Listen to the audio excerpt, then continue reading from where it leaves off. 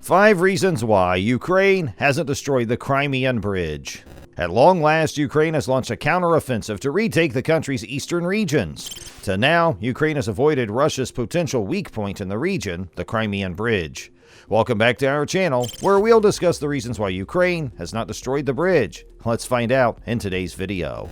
The first and major issue will be, difficulty in demolishing a bridge is the biggest problem. A naval attack could be wise as the bridge is above water. It's far from Ukraine's ports. When Russia annexed Crimea in 2014, Ukraine lost its navy. A 300-kilometer range rocket can reach targets inside Russia, and the U.S. doesn't want to be liable. Only the Ukrainian Air Force remains. It's doable, but requires much. Russia is aware of the danger of bombs or missiles pouring down and has erected anti-aircraft defenses around the bridge, never mind the long trip through hostile terrain the planes would have to traverse to get there. Minor hits won't demolish the bridge, but they may slow traffic for a while, giving Ukraine a partial victory. The question isn't whether assaulting the bridge is doable, but whether it's the ideal target. The bridge doesn't kill Ukrainians, but removing it would make resupplying Russia's southern lines harder. But Ukraine may attack military targets closer to the front line with less danger. This may be why Kiev hasn't aimed further. Coming up next is the cost.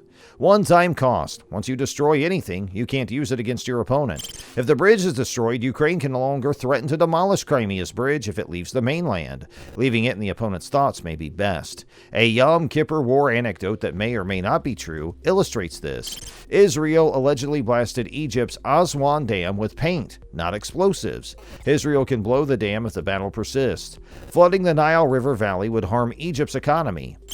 Imagine map lines. Imagine a battle dividing Ukraine and Russia like this. Because Russia won't have to pay for more combat, Ukraine may hope for a better negotiated outcome. This red line represents Ukraine's best option. Imagine Ukraine destroying the bridge. Russia can't recuperate war costs. The red line moves northwest, weakening Ukraine.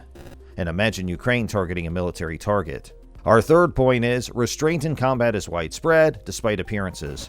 World War I troops targeted in predictable patterns so that the opposite side might say, "Not today," to death. This succeeded because the other side reciprocated and penalized any infractions. The Christmas Truce of 1914 was the peak of this collaboration when opposing forces mingled in no man's land. Strategic constraints are similar.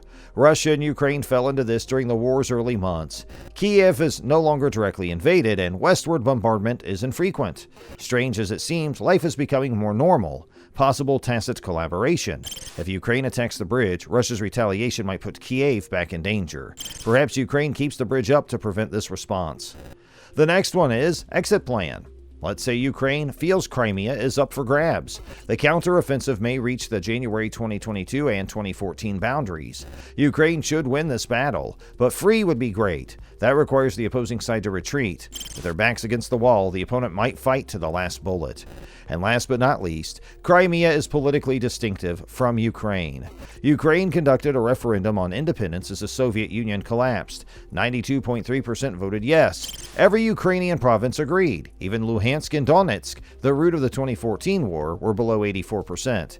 Even in 1991, Crimea was more pro-Russian than the rest of Ukraine. In 2014, when Russia seized Crimea to govern Sevastopol, it met minimal pushback.